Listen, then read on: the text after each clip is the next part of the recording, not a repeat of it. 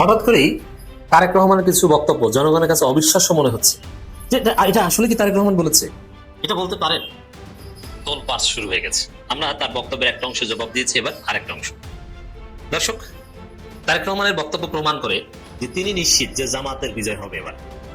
ত্রয়োদশ জাতীয় সংসদ নির্বাচনে লন্ডন প্রবাসী বিএনপির ভারপ্রাপ্ত চেয়ারম্যান জনাব তারেক রহমান নির্বাচনে অংশগ্রহণ করতে পারবেন কিনা, প্রার্থী হতে পারবেন কিনা, এই বিষয়ে যথেষ্ট আইনি জটিলতা রয়েছে। নির্বাচনে অংশগ্রহণ করতে হলে তাকে কোন ধরনের আইনি জটিলতা ফেস করতে হবে। খালেদা জিয়া, তারেক রহমানের যাই ঘটুক, ডক্টর ইউনূস বসে নাই, নীরবে নিবৃতে তিনি ইতিহাসের মাইল ফলক অতিক্রম করছেন, একের পর এক চমক সৃষ্টি করছেন। এর আগে ৭১ বছরের ইতিহাসে কোন সরকার যেটা পারেনি, ইউনূস সরকার করে দেখিয়েছে। কমপ্লিটলি বিচার বিভাগকে নির্বাহী বিভাগ থেকে পৃথক করে দেখিয়েছে। অথবা মিনিমাম এতটুকু তো নিশ্চিত যে জামাত তাদের প্রধান প্রতিদ্বন্দ্বী। তারেক রহমান বলেছে জামাত ১৯৭১ সালে কি করেছিল এটা যেন মনে রাখে জনগণ, অথবা জনগণ ১৯৭১ সালে জামাতকে দেখেছে। তো এই কথা মানে আওয়ামী লীগ যে কার্ড ব্যবহার করতো বা জামাতের বিরুদ্ধে একমাত্র কার্ড, জামাতের বিরুদ্ধে বিএনপির কোনো রাজনীতি নেই। জামাতে না আছে চাঁদাবাজি, না আছে দখলদারিত্ব, না আছে নারী কেলেঙ্কারি, না আছে বিএনপির মতো অন্তর্কন্দল। মানে জামাতের দোষ কি বলবে, কোনো দোষ নাই, কিছু নাই বলে এখন বস্তা পচা সে ৭১-এর চেতনা জামাতের বিরুদ্ধে কাজে লাগাচ্ছে। বস্তা পচা মানে মুক্তিযুদ্ধ কিন্তু বস্তা পচা না, ৭১-এর চেতনাও বস্তা পচা না, চেতনা ব্যবসা, প্রতিপক্ষকে ঘায়েল করা, অপবাদ দেয়, এটা হচ্ছে বস্তা পচা, যেটা আওয়ামী লীগ করতে। এইটা নিয়ে এসেছে এখন তারেক রহমান। এর মানে তারেক রহমান যখন দেখলেন যে জামায়াতের কাছে তারা পরাজিত হবেন, তখন এই কার্ড নিয়ে এসেছেন, অন্য কোনো উপায় নেই। তো এটা তো আছে, এটা নিয়ে কথা বলেছি, কিন্তু মজার আর একটা কথা বলেছেন, এটা নিয়ে অনেক মজার ঘটনা আছে। এটা প্রথমে একটু বলি। তারেক রহমান বলছেন, আমরা অত্যন্ত আত্মবিশ্বাসের সঙ্গে বলতে পারি এই বাংলাদেশে যদি দুর্নীতির লাগাম কেউ টানতে পারে তাহলে সেটা একমাত্র বিএনপির পক্ষে সম্ভব। মানে এই বাংলাদেশে একমাত্র বিএনপি দুর্নীতির লাগাম টানতে পারে।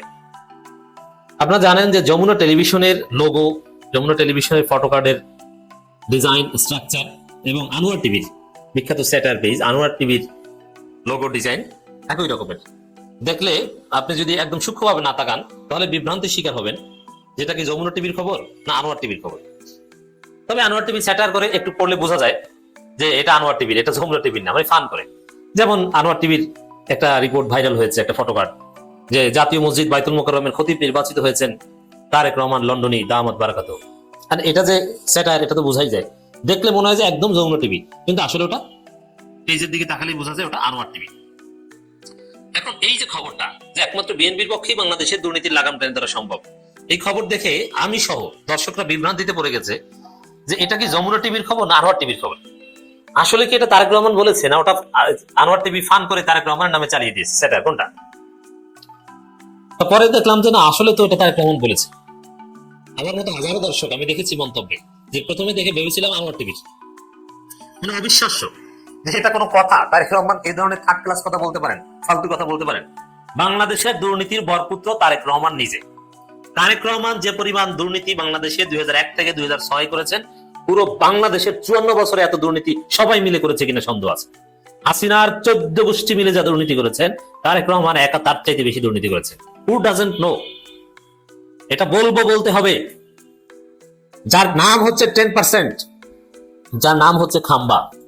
২০০১ থেকে ২০০৬ বিএনপির লোকজন, বিএনপির ভদ্র লোকজন কি পরিমাণ অতিষ্ঠ ছিল এই দুর্নীতির বরপুত্র তারেক রহমান বিরুদ্ধে, কে না জানে, কি না করেছে, কোন জায়গা থেকে 10% না নিয়েছে।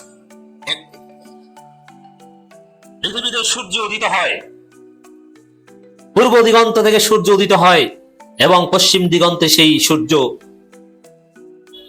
সূর্য ডুবে, এটা যেরকম সত্য, তারেক রহমান বাংলাদেশের ইতিহাসে সবচেয়ে বড় দুর্নীতিবাদ ছিলেন, এটাও সেরকম সত্য। এখনকার জেনজিরা হয়তো বা জানে না ২০০১ থেকে ২০০৬ সমস্ত রেকর্ড আমাদের কাছে আছে। বিএনপির লোকজন কি পরিমাণ অদুষ্ট ছিল ২০০৬ পর ৭ যখন 111 সরকার এসেছে, বিএনপির সিনিয়র নেতারা কিভাবে তারেক রহমান দুর্নীতির বিরুদ্ধে কথা বলেছে, যে তারেক রহমান কারণ আজকে বিএনপি ডুবেছে, কে না জানে। সব জায়গা থেকে 10%, আরো কত কিছু। তারেক রহমান যাদেরকে নিয়ে চলতেন, সে গিয়াসউদ্দিন মামুন থেকে শুরু করে, তারা কি করেছে কে না জানে। এই লোক যদি বলে যে একমাত্র বিএনপির পক্ষে দুর্নীতির লাগাম টেনে ধরা সম্ভব, তাহলে এটা কি আসলে তারেক রহমান বলেছেন ওটা আনোয়ার টিভি লিখেছে? এটা ডিস্টিংগুইশ করা তো মুশকিল। এই হচ্ছে বাস্তবতা দর্শক, এটা নিয়ে হাসাহাসি। যেটা কি আসলে আনোয়ার টিভির বক্তব্য না তারেক রহমানের বক্তব্য? দর্শক, এই তারেক রহমান কিছুদিন আগে বলেছিলেন, দেখেন মোনাফেক কত প্রকার ও কি। তারেক রহমান কিছুদিন আগে বলেছিলেন ৭১ নিয়ে যখন প্রশ্ন করা হয়েছে যে আমরা পুরনো বিষয় নিয়ে বিতর্ক সৃষ্টি করতে চাই না, এবং বিএনপি ক্ষমতায় থাকতে তখনও বলেছিল যে জামাত তো স্বাধীনতা বিরোধী রাজাকার, তাদেরকে সাথে নিয়ে জোট করেছেন, মন্ত্রিত্ব শেয়ার করছেন। তিনি স্পষ্ট করে বলেছেন যে পুরনো বিষয় নিয়ে আমরা বিভাজন সৃষ্টি করতে চাই না। এখন সেই তারেক রহমান বলছেন যে ৭১ জামাত কি করেছিল মনে রাখতে হবে, আওয়ামী লীগের ভাষায় ছাত্র দল এবং শিবির একই মায়ের পেটের দুই ভাই, এই কথা বলা তারেক রহমান এখন বলছেন যে এরা রাজাকার। অথচ বিএনপি হচ্ছে রাজাকারদের দল। বিএনপির প্রতিষ্ঠাতা রাজাকারদের মাধ্যমে, সাজিদের মাধ্যমে। জিয়াউর রহমান মুক্তিযোদ্ধা ছিলেন, ইটস রাইট। যদি আওয়ামী লীগ তাকে মুক্তিযোদ্ধা মনে করে না, ভারতও তাকে মুক্তিযোদ্ধা মনে করে না। অনেক কথা আছে আওয়ামী লীগের, এবং সেক্টর কমান্ডার্স টাইপের মুক্তিযোদ্ধাদের কথা আছে। যে প্রথমে জিয়াউর রহমান মুক্তিযুদ্ধ শুরু করেছিলেন, কিন্তু একটা পর্যায়ের পর জিয়াউর রহমান কোনো যুদ্ধে অংশ নেননি, পাকিস্তানের বিরুদ্ধে একটা গুলিও চালাননি, যখন বুঝতে পেরেছে যে এটা ভারতের ষড়যন্ত্র। এই বয়ান আছে কিন্তু বাজারে। অতএব 2001 থেকে 2006 পর্যন্ত অথবা 5 বার বাংলাদেশকে দুর্নীতিতে বিশ্ব চ্যাম্পিয়ন বানিয়ে, যে বিএনপি বাংলাদেশকে দুর্নীতিতে বিশ্ব চ্যাম্পিয়ন বানিয়েছে, তারা বলে যে একমাত্র বিএনপির পক্ষে দুর্নীতির লাগাম টেনে দেওয়া সম্ভব। এটা তারেক রহমানের বক্তব্য হতে পারে না, এটা আনোয়ার টিভির বক্তব্য। আনোয়ার টিভি ছাড়া এই ধরনের বক্তব্য কেউ দিতে পারে না।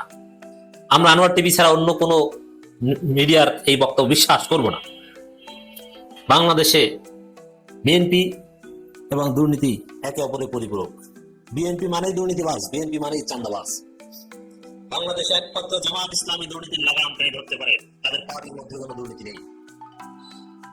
বিএনপি নমিনেশন টাকা দিয়ে কিনতে হয়, টাকা দেওয়া লাগে, এবং সেই টাকা ইনকাম করতে হয় চাঁদাবাজি করে, এবং সেই টাকা উঠাতে হয় ক্ষমতায় এসে দুর্নীতি করে। অতএব তারেক রহমান এই কথা বিশ্বাসযোগ্য নয়। অতএব যারা বাংলাদেশের দুর্নীতি দেখতে চান না, বাংলাদেশকে দুর্নীতিতে বিশ্ব চ্যাম্পিয়ন দেখতে চান না, তাদেরকে বলবো কিছুতেই বিএনপিকে ভোট দিবেন না। বিএনপিকে ভোট দিলে আবার বাংলাদেশে দুর্নীতিতে বিশ্ব চ্যাম্পিয়ন হবে। আপনি যদি ফুটপাতে ড্রিম বিক্রেতা হন, আপনাকেও 10% দিতে হবে, আবার সে হাওয়া ভবন আপনাদের দেখতে হবে। ত্রয়োদশ জাতীয় সংসদ নির্বাচনে লন্ডন প্রবাসী বিএনপির ভারপ্রাপ্ত চেয়ারম্যান জনাব তারেক রহমান নির্বাচনে অংশগ্রহণ করতে পারবেন কিনা, প্রার্থী হতে পারবেন কিনা, এই বিষয়ে যথেষ্ট আইনি জটিলতা রয়েছে। নির্বাচনে অংশগ্রহণ করতে হলে তাকে কোন ধরনের আইনি জটিলতা ফেস করতে হবে, সেই বিষয়টি আমি আসবো। তার আগে দুইটা ভিডিও ক্লিপ আমি আপনাদেরকে দেখাবো।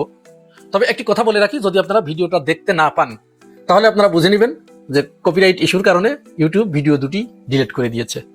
আপনারা জানেন বিএনপি বর্তমান সময়ে জামাত ইসলামের বিরুদ্ধে দুটি ন্যারেটিভ নিয়ে তারা মাঠে নেমেছে। জনগণের সামনে তারা এই দুটি বিষয়ে তুলে ধরার চেষ্টা করছে।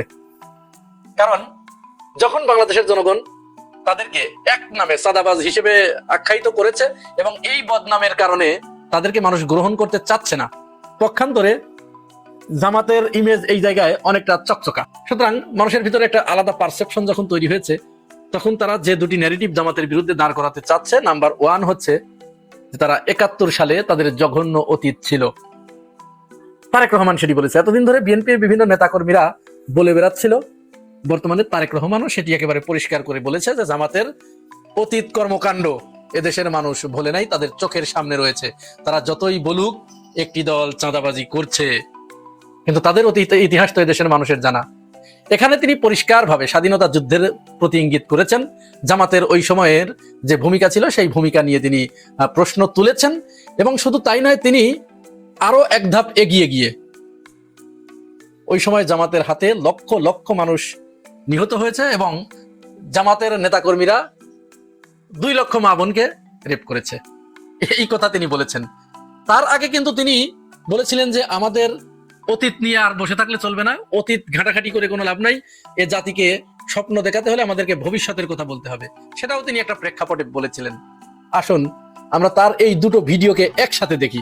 তিনি 2014 সালে কি বলেছিলেন, আর এই 2025 সালে এসে জামাত সম্পর্কে তিনি কি বললেন সেটি দেখাবো।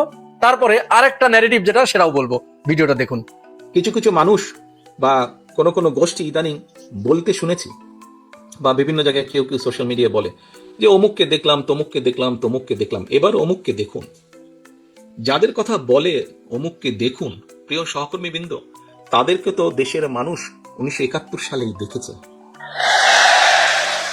1971 সালে তারা তাদের নিজেদের স্বার্থ রক্ষার্থে কিভাবে লক্ষ লক্ষ মানুষকে হত্যা করেছে, ঠিক যেভাবে পতিত স্বৈরাচার পালিয়ে যাওয়ার আগে হাজারো হাজারো মানুষকে হত্যা করেছিল ক্ষমতা ধরে রাখার জন্য, লক্ষ লক্ষ মানুষকে শুধু হত্যাই করেনি, তাদের সহকর্মীরা কিভাবে মা বোনদের ইজ্জত পর্যন্ত লুট করেছিল, এই কথাটি আমাদেরকে মনে রাখতে হবে। হ্যাঁ, আমরা দেশের ঐক্যের স্বার্থে শহীদ জিয়া বা বিদেশমন্ত্রী বেগম খালেদা জিয়া অন্য দলের কিছু ব্যক্তিবর্গকে ক্যাবিনেটে নিয়েছিলেন, মন্ত্রিসভায় সদস্য হিসেবে নিয়েছিলেন। তাদের কারো বিরুদ্ধে শেখ মুজিবের সময় বা শেখ হাসিনার অন্য শাসন আমলেও তাদের কারো বিরুদ্ধে শেখ মুজিবের সময় অফিসিয়ালি রাজাকারের আইনে বিচার হয়নি, তারা জেলও খাটেনি, কোনো কিছু হয় নাই। তাহলে কি দাঁড়ালো? রাজাকারের গাড়িতে যদি জাতীয় পতাকা দিতে হয়, এইটা সবচেয়ে প্রথম শেখ হাসিনা করেছে, শহীদ জিয়াও করেননি, দেশমন্ত্রী বেগম খালেদা জিয়াও করেনি। তাহলে আমরা তারেক রহমানের এক মুখে দুই ধরনের বক্তব্য শুনলাম। এখন আপনাদের কাছে প্রশ্ন আসতে পারে যে তারেক রহমান এক মুখে দুই কথা কেন বললেন? তিনি কি তাহলে তার অতীত ভুলে গেছেন, বা তার কি স্মৃতি বিভ্রম হয়েছে, নাকি তিনি সুবিধা আদায়ের জন্য সুবিধাবাদীদের মতো আচরণ করছেন? আপনারা যেটা খুশি সেটা মনে করতে পারেন। তবে আমরা একটা কথা বলতে পারি এখানে, যে জামাতের সাথে যখন জোট করেছিলেন বিএনপি 1991 সালে এবং 2001 সালে, তখন জামাত ইসলাম এখন যে পায়খানা হয়ে গেছে, মানে কাঁচা পায়খানার চেয়েও দুর্গন্ধময় হয়ে গেছে, তখন কি তারা শুকায় গিয়েছিল নাকি এরকম? তখন পায়খানার পাশে বসে যখন ভাতের থালা নিয়ে খাচ্ছিলেন, গন্ধ তখন নাকে লাগছিল না? নাকি তখন আপনাদের ঠান্ডা লেগে নাক বন্ধ ছিল? এখন কি হঠাৎ করে আপনারা ওই নাকের পলিপাস অপারেশন করে আপনাদের নাকটা পুরো পরিষ্কার করে ফেলেছেন, যার কারণে জামাত যে দুর্গন্ধ, যে প্রতিগন্ধময়, সেটা এখন আপনাদের নাকের ভিতর দিয়ে সরাসরি ঢুকে গিয়ে ব্রেনে যে আঘাত করছে, যে জামাত এত নিকৃষ্ট?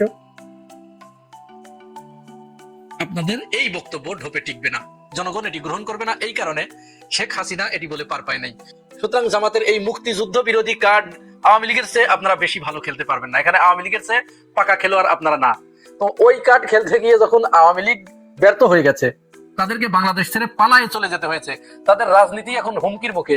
সুতরাং আপনারা নবীন, একেবারে কাঁচা শিশু ওই ক্ষেত্রে আওয়ামী লীগের চেয়ে,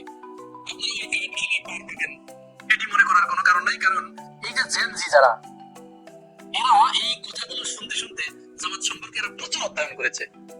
অধ্যয়ন করতে গিয়ে দেখছে যে যারা 16 বছর ধরে মানুষকে যা গেলানোর চেষ্টা করেছে, পুরা মিছা কথা। কারণ এখন সবকিছু হাতের নাগালে। আমরা 1972 সালে দালাল আইনের কথাই বলি না কেন, দালাল আইনে যে 2852টি মামলা হয়েছিল স্বাধীনতার পরপরই, সেখানে 37,000 আসামি করা হয়েছিল। এই 37,000 আসামির ভিতরে জামাতের কোনো নেতাকর্মীর নাম নাই। এমনকি সেখানে 752 জনকে বিভিন্ন মেয়াদে যাদেরকে সাজা দেওয়া হয়েছিল, এই সাজাপ্রাপ্তদের ভিতরেও জামাতের কোনো নেতাকর্মীর নাম নাই। আপনারা যে কেউ ইচ্ছা করলে গুগলে শুধু যে দালাল আইন 1972 এইটুকু সার্চ করলেই আপনাদের কাছে পরিষ্কার হয়ে যাবে। এরপরে এই সর্বশেষ মুক্তিযোদ্ধা, ভুয়া মুক্তিযোদ্ধা বিষয়ক মন্ত্রী আকমা মুজাম্মেল হক, আওয়ামী লীগের যে সর্বশেষ সময়ের যে মন্ত্রী, উনি একটি রাজাকারের তালিকা তৈরি করেছিলেন। 10,000 প্লাস রাজাকারের নাম সেখানে এসেছিল। সেখানে প্রত্যেকের নামের পাশে কে কোন দল করে এই বিষয়টিও উল্লেখ ছিল। এইখানে দেখা গেল যে 8,000-এর উপরে আওয়ামী লীগ, প্রায় 3,000 বিএনপি, জামাতের মাত্র 37 জন। তাহলে এই যে মিশা কথা আপনারা একটা দলের উপরে চাপাচ্ছেন, এটা যে পুরো ভারতবাদী, এবং এইখানে যে একটা আপনাদের একটা দাবার গুটি হয়ে গেছে, এই জেনজিরা বুঝতে পেরেছে। দ্বিতীয় যে কার্ডটি খেলা শুরু করেছে তারা, এখন বারবার তারা বলছে যে জামাত ইসলাম জান্নাতের টিকিট বিক্রি করছে।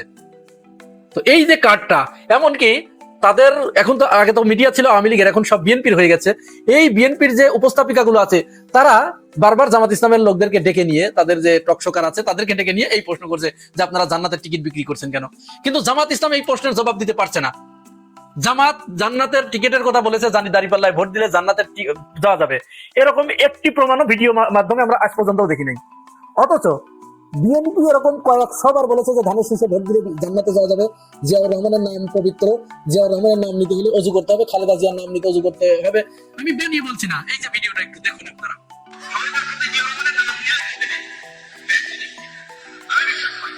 বেগম খালেদা জিয়া যার নাম উচ্চারণ করলে মুখটা পবিত্র হয়ে যায়। জিয়াউর রহমানের হাতে করা দল ধানের শীষে ভোট দিলে আপনারা অবশ্যই জান্নাতুল ফেরদৌস আশা করতে পারেন। পারেন কিনা পারেন না? আমরা ধানের শীষে ভোট দিলে আমরা জান্নাত পাবো, এটা আমরা বলতে পারি। আদর্শবান দল ধানের শীষের দল। বাড়ি বাড়ি গিয়ে মা বোন চাচা খালাদের বলে দেবেন ভোট ধানের শীষে দিতে হবে। যদি ধানের শীষে ভোট না দেন, এই মহিলাদেরকে বলছি আপনারা জান্নাত পাবেন না।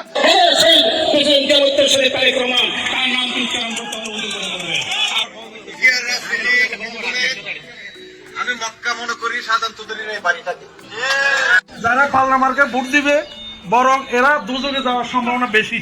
আমরা মদিনা ইসলামের চর্চা করি, আমরা মদিনা ইসলামে বিশ্বাস করি। এখানে আমরা মওদুদি ইসলামের অনুসারিত নয় কেউ। সুতরাং এখানে পরিষ্কার যে তারা যে বিভিন্ন জায়গায় ধানের শীষে ভোট দিলে জান্নাত পাওয়া যাবে, মদিনার ইসলাম, তারেক রহমানের নাম নিতে হলে পরে অজু করতে হবে, এই যে কথাগুলো বলেছে এটি ঢাকার জন্য তারা জামাতের ঘাড়ে এই দোষটি চাপাচ্ছে। কারণ তাদের মিডিয়া শক্তিশালী, তাদের প্রচার মাধ্যম ভালো, জামাতের মিডিয়া নাই, প্রচার মাধ্যম নাই, যার কারণে এই কথাগুলো তারা বলে পার পেয়ে যাচ্ছে। এবার সর্বশেষ আমরা ওই বিষয়টি একটু চলেন যে তারেক রহমান কি আগামী নির্বাচনে অংশগ্রহণ করতে পারবেন কিনা। একেবারে সোজাসাপটা উত্তর, এখন পর্যন্ত যে অবস্থায় আছে তারেক রহমান আগামী নির্বাচনে অংশগ্রহণ করতে পারবেন না। কারণ বাংলাদেশের নির্বাচনে অংশগ্রহণ করতে হলে তাকে অবশ্যই বিদ্যমান আইন অনুযায়ী ভোটার তালিকায় নাম থাকতে হয় এবং যে এলাকায় তিনি নির্বাচন করবেন, যে এলাকা থেকে, ওই এলাকার ভোটার হতে হয়। জানা মতে এখন পর্যন্ত তারেক রহমান বাংলাদেশের ভোটার নন, এমনকি গুঞ্জন উঠেছে তিনি লন্ডনের নাগরিকত্ব গ্রহণ করেছেন। তো অন্য দেশের নাগরিক তো এই আরেক দেশে এসে তিনি নির্বাচন করতে পারেন না, কোনো এমপি বা মন্ত্রীও হতে পারেন না। তাহলে তিনি আপাতত দৃষ্টিতে নির্বাচনে অংশগ্রহণ করতে পারছেন না, নির্বাচন করতে পারছেন না। নির্বাচন করতে হলে তাকে, যদি তিনি লন্ডনের নাগরিকত্ব গ্রহণ করতে করে থাকেন, ওটা বাতিল করে এসে ইলেকশন কমিশনের কাছে তাকে ধর্ণা দিতে হবে, তাকে অনুরোধ করতে হবে, আবেদন করতে হবে যে আমাকে অমুক এলাকার ভোটার তালিকায় অন্তর্ভুক্ত করে নিলে ইলেকশন কমিশন যদি তখন মনে করে দয়া পরবশ হয়ে আলাদা আইন করে তাকে ভোটার তালিকায় নাম সংযুক্তি করে নেন তার ভিআইপি বিবেচনায়, তাহলে তিনি নির্বাচন করতে পারেন।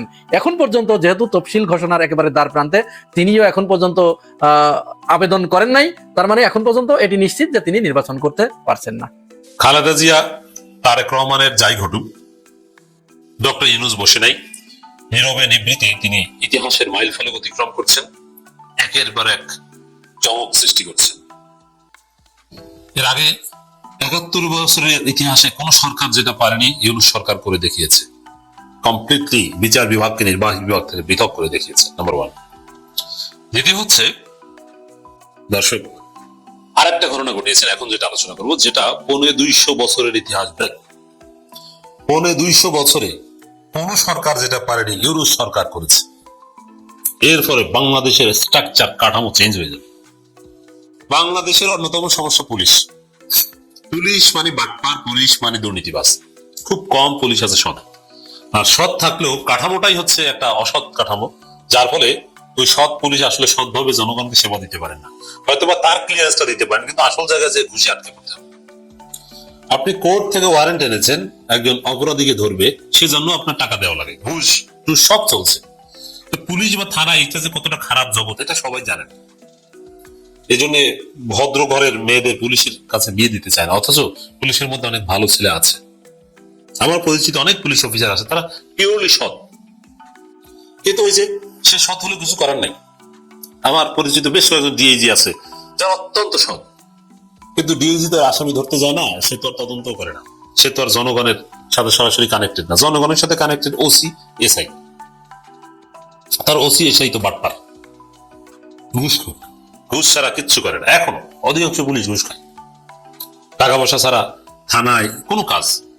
আপনি কোর্টে একটা মামলা করেছেন, কোর্ট মামলাটা তদন্ত দিয়েছে, সেই তদন্ত সঠিক তদন্ত হোক, আর আপনি প্রভাবিত করতে চান, যাই করতে চান, পয়সা ছাড়া কিছু হবে না।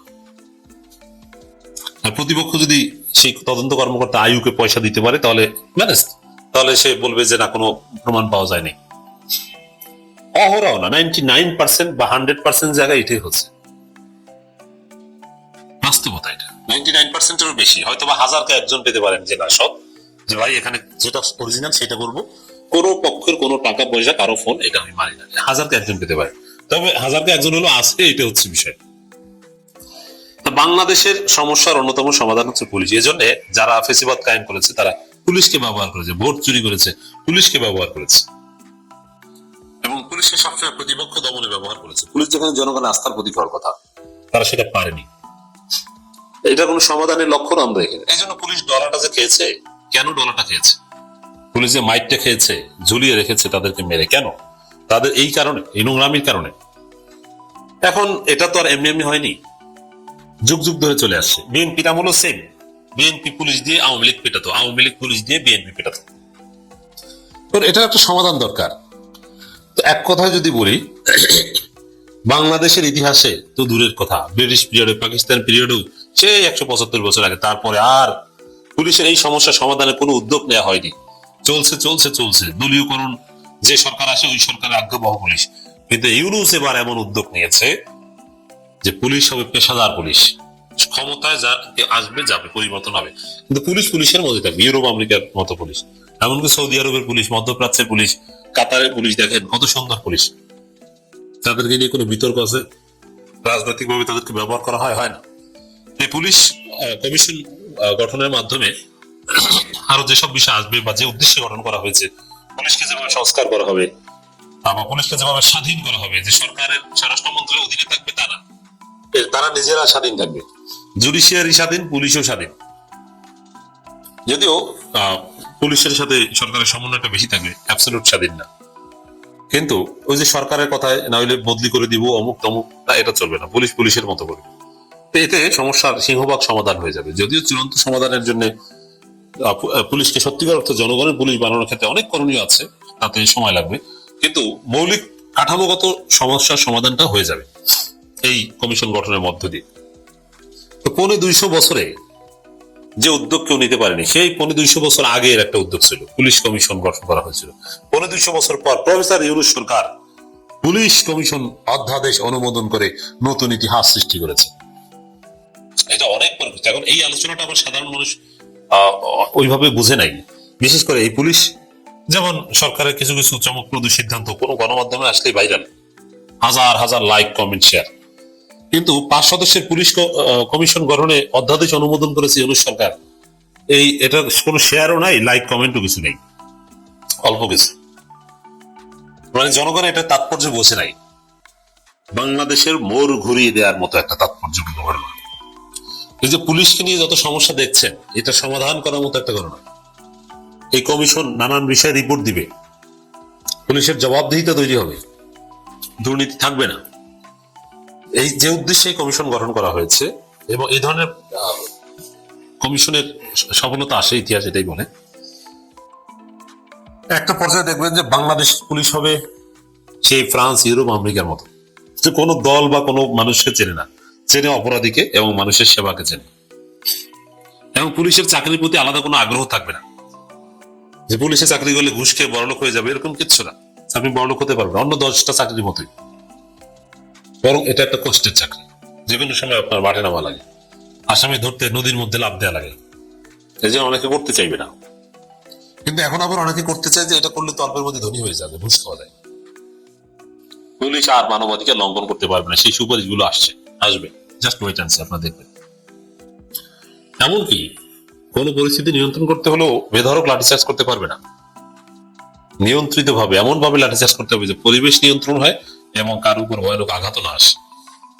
আমেরিকা যেটা দেখেন, নিউ ইয়র্কে বিভিন্ন জায়গায় মাঝে মাঝে ঝামেলা হয় না, পুলিশে আপনাকে জাপটে ধরে অথবা চেপে ধরে, কিন্তু আপনাকে এমন ভাবে আঘাত করে না, যে মানে পিটায় না, বেধড়ক ভাবে মানবাধিকার পুরোপুরি ভাবে রক্ষা করে তারা। সত্যিকার অর্থেই এই পুলিশ কমিশন গঠন 175 বছর পর এটা ইতিহাসের একটা নতুন মাইলফলক। আচ্ছা, অনেকে প্রশ্ন করছেন যে এবারকার হসপিটালে তো এই প্রথম খালেদা জিয়া থাকেননি, এর আগেও ছিলেন, কিন্তু এত কড়া পাহারা কেন? আবার অনেকে বলছেন যে 28 তারিখে নাকি ওনার কিছু একটা হয়েছে। আমি So, আপনাকে দিয়ে দিলাম, basically she is clinically dead. হুম, ওনাকে যন্ত্র দিয়ে, ওনার হার্টবিট সবকিছু যন্ত্র দিয়ে চালানো হচ্ছে। যন্ত্রটা খুলে নিলে হার্ট বন্ধ হয়ে যাবে, ঠিক আছে? So this is called clinically dead. এখন এটাকে প্রকাশ করা হয়নি। সো এইভাবে কিন্তু ক্লিনিক্যালি ডেড করে কিন্তু 1 সপ্তাহ 2 সপ্তাহ আমার জানার মতো রাখা যায়। এই জন্য কিন্তু বিদেশের দেশগুলোতে কিন্তু অনেক সময় পরিবারের কাছ থেকে স্বাক্ষর চাওয়া হয়, অনেক সময় রোগী নিজেই বলে যায় যে আমাকে যেন বাঁচিয়ে না রাখা হয়, নিজেই স্বাক্ষর করে দিয়ে যায়। তো অনেক সময় পরিবারের কাছে পারমিশন চাওয়া হয় যে হোয়াট ইউ ওয়ান্ট, বিকজ গরিব মানুষের তো কোনো চয়েস নাই, পয়সাওয়ালা মানুষের তো চয়েস আছে। রাজনৈতিক দলের শুধু চয়েস বলতে তার কিছু সুবিধা আছে, এখানে কিন্তু আবার বেগম জিয়া যতদিন বেশি বেঁচে থাকবে ওই ক্লিনিক্যালি যন্ত্রপাতি দিয়ে বাঁচিয়ে রাখা হবে সালাউদ্দিনদের জন্য কিন্তু আর ভারতের জন্য কিন্তু তত বেশি ক্ষতি। যত তাড়াতাড়ি মানে ওনাকে মৃত ঘোষণা করা যায় সালাউদ্দিনদের জন্য ভারতের জন্য তত সুবিধা। আমার তো ধারণা বেগম জিয়ার মৃত ঘোষণা করা হলেও তারেক রহমান তারপর আসতে পারে নিজের মায়ের জানাজাতে অংশগ্রহণ করতে দেবে না এই বিএনপি সালাউদ্দিনরা। আমার সবচেয়ে আশ্চর্য দুঃখ কষ্ট কোথায় লাগে জানেন? এই যে কথা বলে বলছি, যারা ধানের শীষ এবং বিএনপি বলে বলে জান দিয়ে ফেলছে এখন নির্বাচনে, তথাকথিত নির্বাচনের আগে আগে, তাদেরই 99% কিন্তু মামলা মোকদ্দমা, কয়েক শত মামলা মোকদ্দমা নিয়ে ধান খেতে ঘুমিয়েছে। নিজের বাবার নিজের মায়ের জানাজায় যেতে পারে নাই, তারাই কিন্তু এখন লাফাচ্ছে নির্বাচন করে। এই যে অশিক্ষিত, শুধু বই পড়ে মাস্টার্স পাস করলে কিন্তু শিক্ষিত হওয়া যায় না। যে শিক্ষা মানুষের চিন্তা শক্তি সৃষ্টি না করে সেইটা কোনো শিক্ষা না। এরা যারা লাফাচ্ছে এরা বুঝতে পারছে না এই সামনে ফেব্রুয়ারিতে যদি নির্বাচন হয় আর বিএনপি যদি ক্ষমতায় আসে, 2-4 দিন পয়সা পাবেন, নেতার পিছনে ছুটে ছুটে একটু জিলাপি খাবেন, কিছু পয়সা পাবেন, তারপরে সেই ভারতের র আবার দেশ দখল করবে, সেই আপনাদেরকে একটা একটা করে গুলি গুলি করে মারবে। ভুলে যাবেন না ভারতের এবং ভারতের রয়ের 1 নম্বর চয়েস হচ্ছে আওয়ামী লীগ। তারা আপনার মাকে জেলে পচিয়ে এই ভারত মেরেছে, আপনার নেত্রীকে, আপনার নেতাকে দেশ ছাড়া করেছে এই ভারত, এবং সেই ভারত কোনোদিন আপনার ভালো চাইতে পারে না। সুতরাং এই নির্বাচন আপনার এবং আপনার পরিবারের জন্য ধ্বংস ডেকে আনবে, এবং তখন বলবেন এই মেজর দেলোয়ারের কথাগুলোই ঠিক ছিল। আফসোস এই জাতি, লর্ড ক্লাইভ বলে গিয়েছিলেন এই জাতির চরিত্র। এরা হাসতে হাসতে গোলামি বরণ করে নেয়। সিরাজউদ্দৌলাকে যখন নামিয়ে নিয়ে যাচ্ছিল, লর্ড ক্লাইভ বহুবার বলেছিল, এরা যদি রাস্তার দুই পাশে যেই পরিমাণ বাঙালি দাঁত কেলিয়ে হাসছিল, এরা যদি একটা ছোট পাথর তুলে ছড়ে মারত, 3000 আদরের দুরের ব্রিটিশ অফিসার, সৈনিক এবং বাবুর্চি নিয়ে আমার দেশ ছেড়ে পালাতে হতো, ভারত ছেড়ে পালাতে হতো। তা না করে হাসতে হাসতে এরা গোলামি বরণ করে নিয়েছে। এরা গোলাম চরিত্র জানিয়ে এদের ভিতর থেকে নির্বাচনের জন্য পাগল হয়ে গেছে, মনে করছে ক্ষমতা, আরে ক্ষমতা তো তোমার না তারা করবে। ঠিক লর্ড ক্লাইভের মতো সিরাজউদ্দৌলাকে সরিয়ে ওই মীর জাফররা যখন ক্ষমতায় বসছে, 1 বছর পার না হতেই এই লর্ড ক্লাইভ, মীর জাফর এবং মীর জাফরের ছেলে এই মীর মদন, এদের পেটের মাঝখানে লাঠি দিয়ে খোঁচা দিয়ে বলেছে কি একটা অপদার্থকে আমি এই পদে বসালাম। এইভাবে বাংলাদেশের বিএনপির তথাকথিত প্রধানমন্ত্রী এবং রাজনীতিবিদদের অপমান করবে, সকাল বিকাল পুতুলের মতো কথায় উঠবে আর বসবে, আর শিলে পাটায় ঘষাঘষি আপনার এবং আপনার পরিবারের জীবন শেষ হয়ে যাবে। অনেক লম্বা করে ফেলেছি। আপনার কাছে ছোট করে একটা জিনিস জানতে চাই, যে ধরেন আল্লাহ না করো খালেদা জিয়া কিছু হলো, এই সরকার কি যে পরিস্থিতি ক্রিয়েট হবে, সরকার কি পরিস্থিতি সামাল দিতে পারবে কিনা? দেশে তো এক ধরনের তারপরে আমি বলি let's not create the hype. I'm trying to put down the situation. আমি সাপ্রেস করার চেষ্টা করছি। I'm trying to suppress the situation. Begum Zia যে মারা বাঁচবেন না, প্রথম কথা আজকে হোক কালকে হোক আমরা কেউ বাঁচবো না। আর বেগম জিয়ার ক্ষেত্রে উনার বয়স এখন 80 কোঠায়, উনি ভয়ঙ্কর রকম ভাবে অসুস্থ। 21শে নভেম্বরই দেখেছেন ওনাকে জোর জবরদস্তি এক্সট্রা ইনজেকশন দিয়ে নিয়ে আসার পর ওনার হাতের অবস্থা দেখেছেন। মানে ওনাকে, এটা তো খুবই অমানবিক যে ওনাকে এভাবে তাড়া হচ্ছে। আপনি কি চাইবেন? শুনুন, কেউ চায় না। আমি নিজে দোয়া করি আল্লাহর কাছে, আল্লাহ মানে কার কি লাভ হলো 21শে নভেম্বর ওনাকে নিয়ে, কার কি লাভ হলো? শুনেন, ওই যে বললাম ইনজেকশন দিয়ে জোর করে, এর আগেই তো উত্তর দিলাম, বারবার একই কথা বলে অনুষ্ঠান লম্বা হয়ে যাবে। আমি নিজের জন্য দোয়া করি, আল্লাহ কোনোদিন যেন পরনির্ভরশীল না হতে হয়, তার আগে তুমি আমাকে নিয়ে চলে যাও। ওনার এই অবস্থায় বেঁচে থাকা কিন্তু ওনার জন্য সুখকর নয়। আল্লাহ ওনাকে ওনার জন্য যেটা উত্তম আল্লাহ দয়া করে সেটাই করুন, এবং একসময় ওনার যখন যেতে হবে আল্লাহ ওনার জীবনের সমস্ত গুনাহ মাফ করে ওনাকে বেহেশতবাসী করুন। উনি বহু মানুষের জীবনের মন জয় করেছেন, ভালোবাসা এবং দোয়া পেয়েছেন। আল্লাহ সেই দোয়ার বিনিময়ে ওনার জন্য যেটা ভালো সেটাই করুন। আমি এমন দোয়া করবো না যেটা ওনার জন্য কষ্টকর হয়ে যায়। তো আমি সেই জন্য বলছি, পুরো বিষয়টা এখানে বেগম জিয়া মারা যাবেন, সেটা আজকে হোক আর 2 সপ্তাহ পরে হোক, already she is clinically dead. উনি মারা গেলে যখন ওনাকে জেলে নিয়ে পৌঁছেছিল, তখন তো বিএনপি জানতো যে এনি টাইম বেগম জিয়া মারা যাবেন এই জেলের ভিতরেই। Am I right or wrong? আমি কি ঠিক বলছি না ভুল বলছি? তখন দেখেছেন কোন বিএনপির কাউকে রাস্তাঘাটে মতিয়া চৌধুরীর মতো গড়াগড়ি কাউকে দেখেছেন? দেখেন নাই। আজকে যদি স্বৈরাচারী শেখ হাসিনাকে এইরকম বেগম জিয়ার মতো 2 বছর একটা মিথ্যা মামলা নিয়ে জেলে ভরতো, পুরা কাশিমপুর কারাগার বা যেই কারাগারই হোক আওয়ামী লীগরা আগুন দিয়ে জ্বালিয়ে ফেলতো। বিএনপির নেতারা রাত্রেবেলা